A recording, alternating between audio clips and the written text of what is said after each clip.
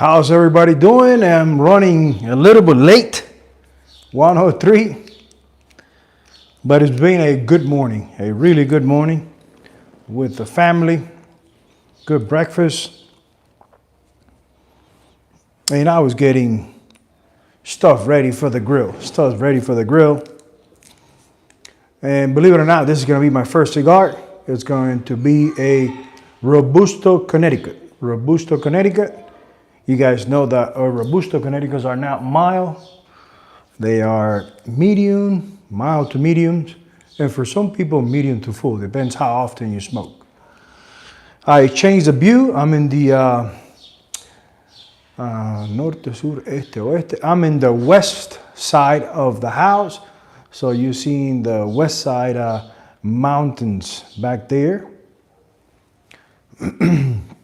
And because it's dry, it hasn't been raining, they look kind of dry.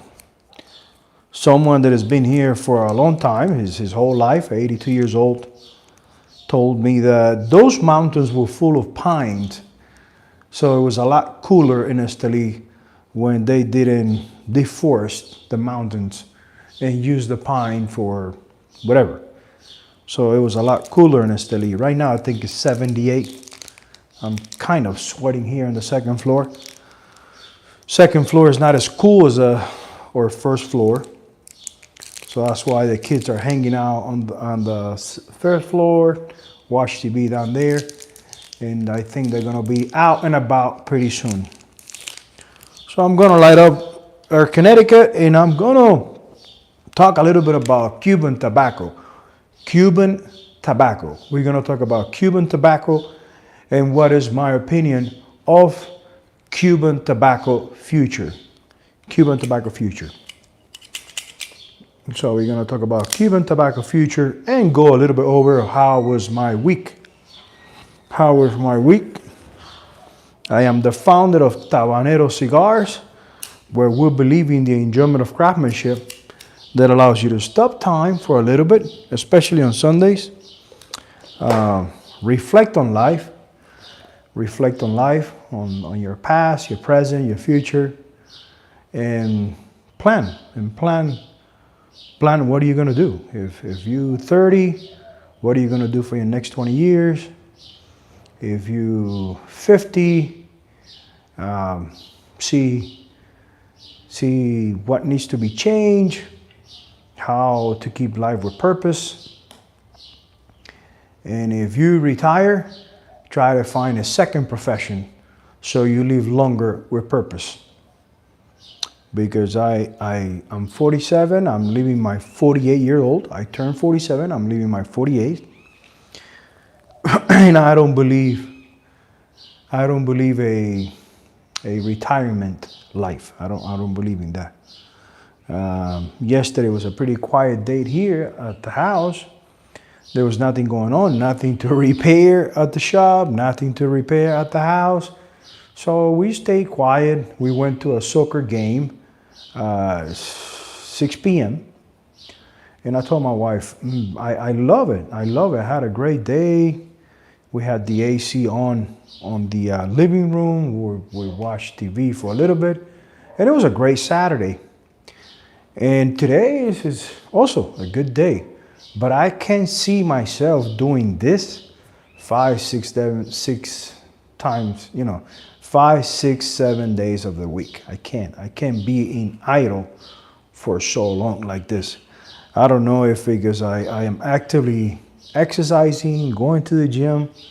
I don't know if that keep me hungry, that keep me like to keep going. The body can be standing for too long. Because I push it to their limits in the morning during the week. So I can't see myself retiring. I can see that right now, almost 50 years old. I'm almost 50 years old. I'm on my 48th year. I got 2 more to be 50.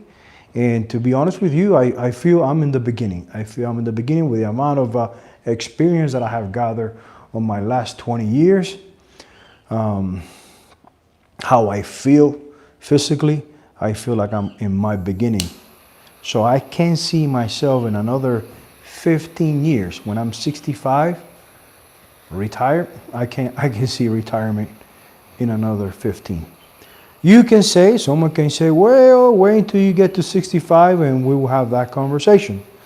That is legit, that is honest. Let's wait until I turn 65 and see if I want to retire. So Cuban tobacco, I want to talk to myself about Cuban tobacco. I've been talking to myself in my head for quite some time. So now I want to verbalize it, talk about Cuban tobacco. We have a crazy individual, his madness, directing the country right now. And he's being criticized of imperialist. He's being criticized of violating the sovereignties of other countries. And, he went to Iran. And I don't want to get into politics. I'm just talking about this because of Cuban tobacco. He went into Iran and killed all the dictators, violated the country's sovereignty and killed all the dictators as they were making all the money, oppressing the people, killing women, but our government went and violated their sovereignty. Same thing with Venezuela a little bit ago. They went and violated the Venezuela's sovereignty or imperialist government and free a country from dictatorships that were totalitarian regimes, oppressing their people, enriching themselves and their families, but our imperialist government came in and stopped that. I guess the crazy guy that we have right now in government, that everything is changing so fast, crazy, madness, Now he's pointing into Cuba. Poor Cuba. The Castro family has been making so much money out of us, of our Cubans. Has been making so much money through the minerals, through all the exploitation of the country, running down the country to the grounds, but they are filthy rich. Now, here comes this crazy guy, imperialist, that likes to violate country sovereignty and is trying to save Cuba. Oh my God. Well, I wish that happened soon. The government of Cuba, the government of the U.S. violates Cuba's sovereignty and wipe out all the dictatorships. I can't wait for that to happen. So let's pass that area of politics and let's talk about Cuban tobacco. Cuban tobacco, because us, the passionate thinkers, the ones that we enjoy the cigars, the tobacco, this noble lifestyle, we always been intrigued of what will be the scenario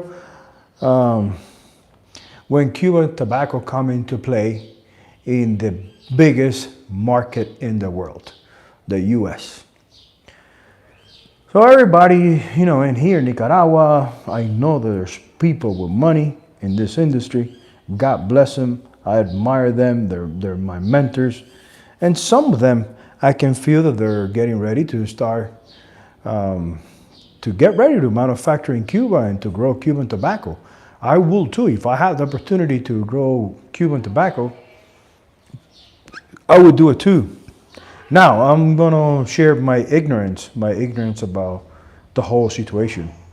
There's no secret that Cuba, it's a really strategic point geographically for America. It's like the Panama Canal for, in the Caribbean, Cuba, because of the deep ports that they have connecting Europe, Asia with America. So there's a lot of interest in Cuba. And I was ignorant to say that if ever a change happened in Cuba, it would take 30 years to see changes. Well, now seeing the amount of information about the huge possibility of Cuba becoming an associate state or of United States, becoming part of the United States. There's two different ways to do it, Puerto Rico style, like Puerto Rico, or becoming another state of the Union. It sounds crazy, but it makes a lot of sense. Any of those two happening, I think the progress, the economy in Cuba will go up fast, really fast, because of the minerals, the port, tourism. It will go crazy. It will go crazy. So my question is, when that happens, let's say it takes 10 years, when that happens, it's going to be feasible to make cigars in Cuba, to manufacture the cigars in Cuba, to ferment the tobacco in Cuba, when Cubans start getting paid, because if it's part of the United States, they're gonna start getting paid American, or kind of like Puerto Rico. The minimum of Puerto Rico is $10.50. So Cuba probably is going to be $12.50, $14.50 a minimum. Who you going to find?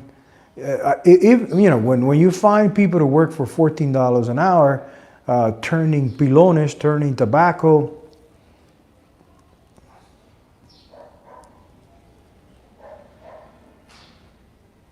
processing the tobacco, doing all the work, all the manual work the tobacco takes, how much is going to be a pound of Cuban tobacco? How much is going to be a pound of Cuban tobacco if it was done, the whole process, in Cuba? How much will be a cigar if someone opens a factory in Cuba and it's paying rollers $20 an hour, $18 an hour for $100 cigars a day or 200 cigars a day? How much is going to be one cigar? Right now in here, in Nicaragua, you can buy American tobacco, United States tobacco, Connecticut, Pennsylvania, Connecticut, Pennsylvania. If I'm not mistaken, you can buy that wrapper here for $42 a pound. And if I'm not mistaken, what I have learned, don't mark my words, there's people that are really experts on broadleaf and Pennsylvania tobacco. They grow the tobacco in Connecticut Valley, in Pennsylvania. They cut the whole stack, the whole plant, hang it in the barn, and there's only air cure, there's no process after that. They don't ferment or anything like that. They put them on boxes, send it to the Dominican Republic or Nicaragua to be processed. Just with that simple process of growing tobacco in U.S. and try not to touch as much because of labor and send it here, we pay $42 a pound, $42 a pound for American tobacco. And American tobacco, pardon my ignorance, it's not all that. Connecticut wrapper, okay, I take that back. Connecticut wrapper, light wrapper, creamy, has a nice palate, vanilla tones. It has its sector. It has its sector, but it can never compete with Ecuadorian Havana wrapper. The majority of the smokes, I believe, is Songro wrapper, Ecuadorian wrapper. So American tobacco is not all that, and we paying $42 a pound. How much will we be paying for Cuban tobacco? Same scenario. They only grow the tobacco over there, air cure, pack it on boxes, and send them here to Nicaragua, Dominican Republic, to process the tobacco and then make cigars down here.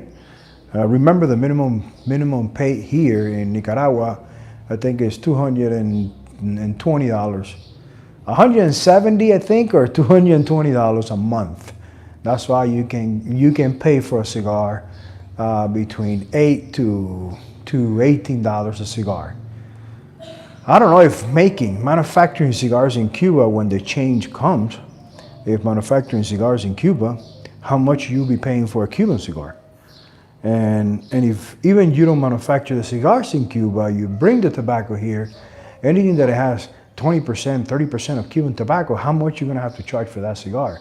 What brands are the only ones who's going to be able to have the luxury of sell premium cigars with Cuban tobacco? I don't think that will be, everybody will be able to do that. It will be kind of the same thing right now, that not everybody can use broadleaf in here in Esteli. Not everybody can use Brazilian wrappers. I don't think everybody can use Mexican San Andres. So Cuban tobacco, I think it will be even rare to local or small guys here to be able to use Cuban tobacco. So I wonder how it's going to be, how it's going to look, the future of Cuban tobacco. In Puerto Rico, they used to grow tobacco. Not anymore. Not anymore. It's not feasible. The way, minimum pay in Puerto Rico is $10.50. Nobody grows tobacco in Puerto Rico. I don't even know how Puerto Rican tobacco tastes. I know there's a small guy doing manufacturing cigars with Puerto Rican tobacco. I had never tried. I can speak for it. But I know for sure they're not growing tobacco in Puerto Rico for mass production. So I'm wondering when that change that I'm waiting to happen, because at some point we have to leave behind that nightmare. The Cubans deserve what we have for the last 67 years. That we deserve to be oppressed, that we deserve to escape, that we deserve to be all around the world because the Castro family owns the island. And there's no freedoms, there's no freedom. I hear people, and I get it, I hear people comparing things of Nicaragua and Cuba. It has some similarities on the ideology, but it's not really in practice. It's not really in practice. Nicaragua is a free country. Nicaragua, I'm a U.S. citizen, Cuban U.S. citizen. I'm here doing business, and I don't have to bribe anybody. I don't have to twist anybody's arm. I'm here by the legal channels, making business to service you guys, my clients, with a better product and a more consistent product. I'm in the beginning. I'm paying the learning curve of getting to know the culture, how things work. It's not dandy. It's not easy. But I know at some point I will see the light here in Nicaragua. And at some point I will be able to have a lot more control of manufacturing my cigars. So I wonder what is your opinion? How do you think Cuban tobacco, Cuban cigars in total will strive with a change that we are expecting in Cuba to happen soon? With a crazy guy that he thinks he owns the world, and he's going around the world changing everything for good, but people still think dictatorships don't deserve to be bothered. They don't deserve to be, told them what to do. Dictatorships, they should fix the problems on their own.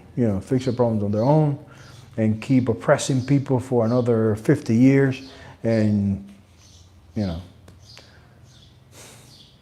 But you know what? I'm happy that the next one is Cuba. I'm happy because the situation, it gets worse and worse. And don't tell me that it's because of the embargo. It has nothing to do with the embargo. It has to do with people with mismanagement of a government, because of corruption of a family that they don't know how to run a business. Neither they're going to know how to run a government. So don't tell me it has to do with the embargo. I experienced my first 14 years in Cuba into 1994. So we were a parasite of the Unión Soviética, the Soviet Union. And things, people can say, well, the revolution, it was done okay in the first 20 years. I don't know what happened. What happened, simple, We were parasites of the Soviet Union, so they can be pretty close to the U.S. to have control of the Gulf of Mexico, of everything, the Soviet Union. We were their puppets, so they will send us rice, meat can, we were the female dog of Russia.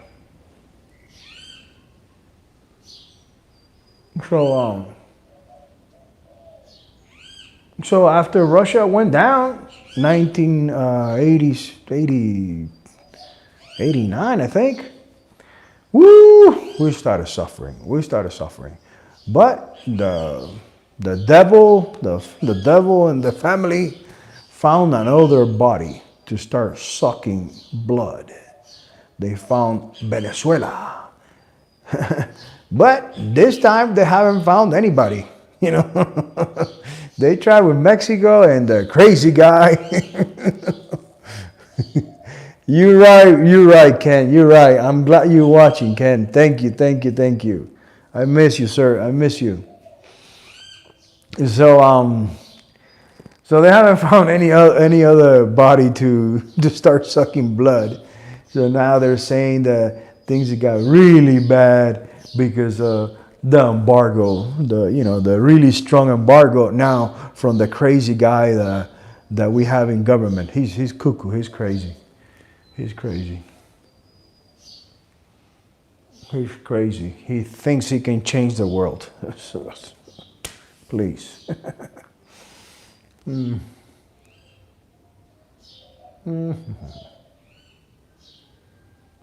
It's like me coming here in Nicaragua and thinking I'm going to change the people. I'm not going to change the people here. They love their holidays.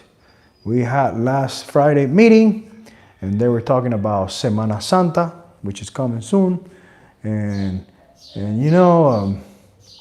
they wanted to, I said, you guys don't have anything to say in this meeting? Semana Santa is coming.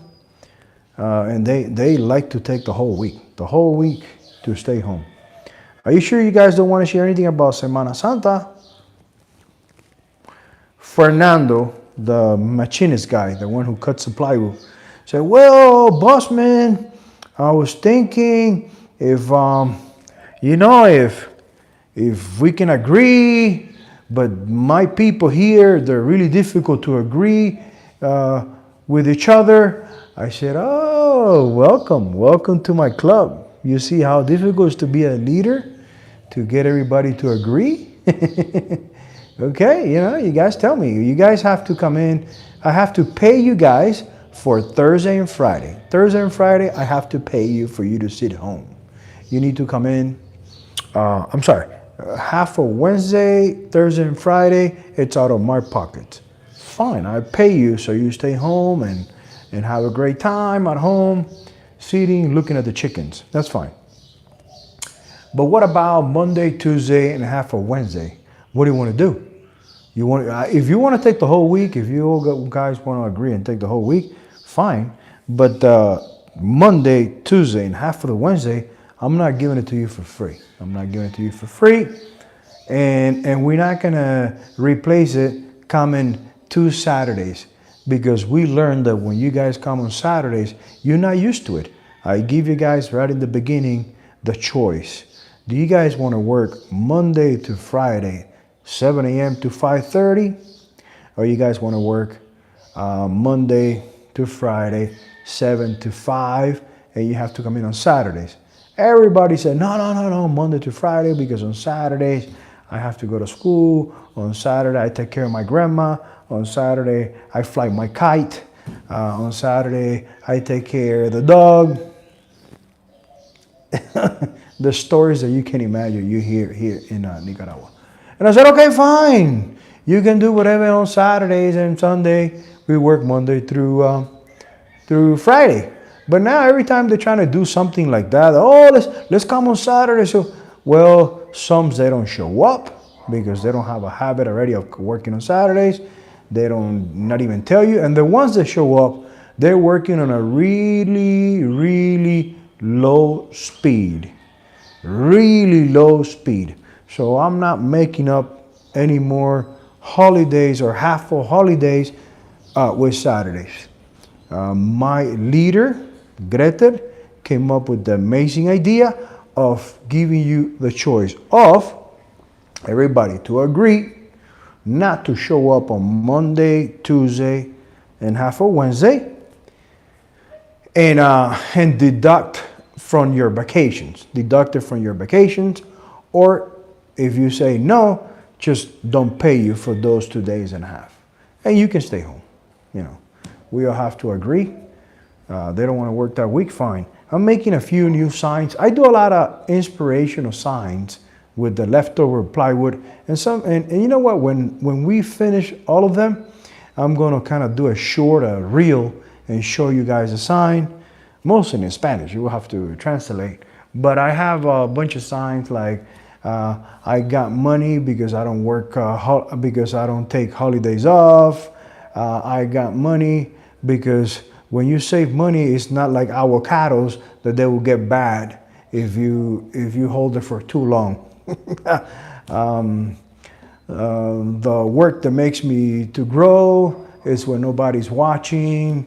A bunch of signs that I try to do and put around the factory so they get motivated and they understand how you progress in life with good habits. One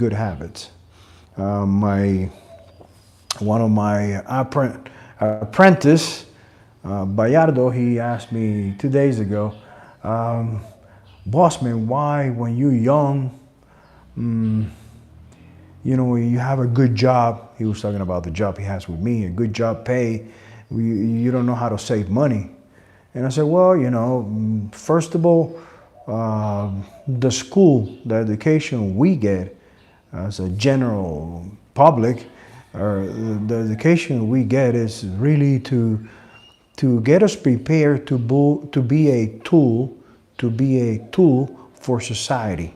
They don't prepare us to be leaders. They don't prepare us to be entrepreneurs. They don't prepare us to be investors. They don't prepare us to know what to do with money. They just prepare us to make a little bit of money to have a life. That's it. So that's the first thing. So when you start seeing money, you can't hold on to it. You got to find something to do with the money because that's what they tell you. You make money, you spend it, you know, and you save a little bit for for the bad days that you get sick. But you're too young, you know, you don't get sick. So not even makes sense to save money. So when you get sick, you're bulletproof. You're 20 years old. So that doesn't work of saving money for the you know, when you get sick. So there's things that you're gonna have to experience and learn, and you have to understand that money doesn't like to be alone. Money doesn't like to be alone. You put 500 Cordobas under your mattress, and he feels lonely. When you put money like that under your mattress, under your pillow, or hiding in a closet, it usually likes to attract more friends. Money likes to attract more friends, likes to attract more money. But if you don't have shit, if under your pillow there's nothing, under your mattress there's nothing, all you're going to attract is more emptiness or ticks or mosquitoes. That's what you're going to attract.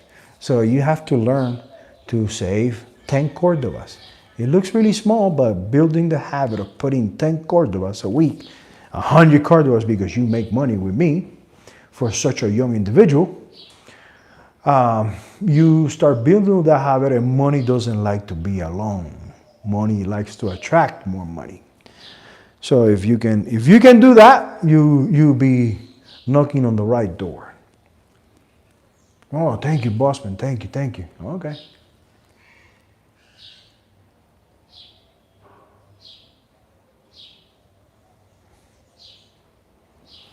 Woo! It's hot in here. And it's only 78. The owner, my landlord here, I explained a few things that the house had, and they're amazing. They're amazing. It's a guy from Holland. A guy from Holland. Yeah, Holland. that he's been married to a Nicaraguan for 50 years, and they finally retired and came here. So she's been out of Nicaragua for 30 years or 40 years. He's a straight shooter individual. He reminds me of my good friend Ken Golf. It's, you know, and I'm like I always say, when I'm going through a road, I make sure to leave it in a better way than when I came. So I do a lot of stuff in the house that I not even bother him. But there was some stuff that I needed to fix, to change. And wow, he sent Roberto Celayas, a local engineer, and I was impressed with the type of the work and his team they did in the bathrooms.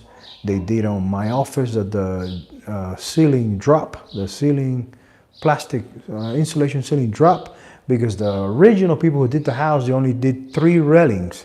So that wasn't enough to hold that.